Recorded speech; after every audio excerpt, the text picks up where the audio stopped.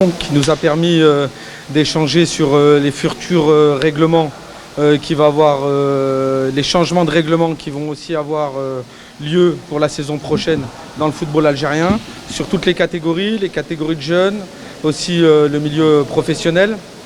Le process qu'a voulu mettre en place notre DTN, il est plutôt simple.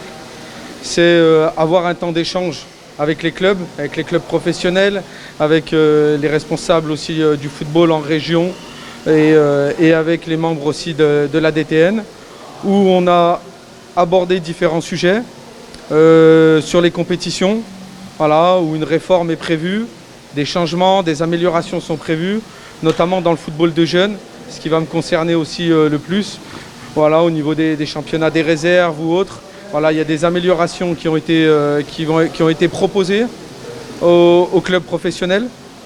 On a eu un temps d'échange à ce sujet, ce qui va nous permettre à nous, la DTN, de réajuster les propositions qui ont été faites au club, de manière à pouvoir proposer la meilleure formule possible au football algérien, aux jeunes footballeurs et pour Inch'Allah la progression de notre football.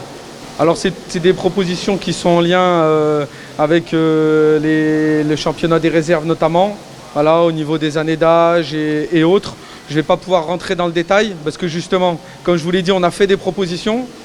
On a attendu les propositions et les conseils des gens qui sont sur le terrain et qui vivent ça depuis de nombreuses saisons, de manière à ce que nous, on réajuste derrière les propositions qui ont été faites par la DTN. Donc je ne vais pas vous annoncer des choses qui ne sont pas validées derrière. Vous pouvez comprendre que par souci de professionnalisme, voilà, notre DTN, quand il prendra la parole, c'est que les choses ont été réfléchies, actées, comme il vous l'a déjà dit lors de sa conférence de presse. C'est une personne qui prend ses décisions une fois qu'il maîtrise le contexte. Et ce process-là, en tout cas, on va le garder même dans ces prises de décision-là. C'est pas quelque chose d'envisager. L'idée, c'est d'être plus précis, nous, sur les années d'âge, de manière à ce que le surclassement soit de plus en plus possible, de manière à ce que, ce qu'on peut le dire vulgairement, la championite, le fait de vouloir gagner absolument les championnats.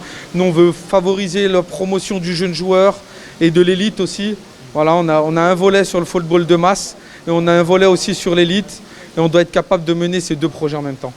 Ouais, Inch'Allah, bien sûr, c'est aussi pour ça que je pense qu'on a été recruté et que cette nouvelle direction a été mise en place. On a un double projet.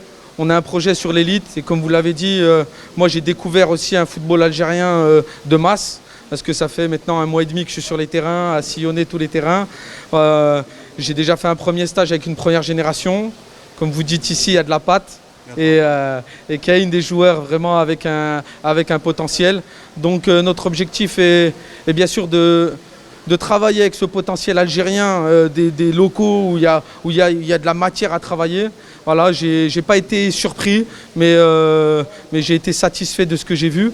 Donc, et pareil en termes d'échange, modestement avec l'expérience que j'ai pu acquérir, l'objectif est de pouvoir faire grandir le football algérien avec mes collègues de la DTN, en essayant d'avoir un maximum d'échanges et aider les clubs professionnels avec cette notion de centre de formation qui va prendre de plus en plus d'épaisseur dans le football algérien.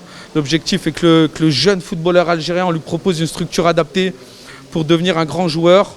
On l'a vu, hein, moi je suis un éternel optimiste et on l'a vu aujourd'hui qu'il y a des joueurs issus du football algérien qui portent notre sélection en A, que ce soit Amoura ou d'autres, pour ne citer que lui. Boudaoui également, qui brille aussi en Europe. Donc voilà, il y a un vrai potentiel ici. Et Inch'Allah, on va faire le nécessaire pour pouvoir l'optimiser. زيرتوب أول قناة إلكترونية في الجزائر.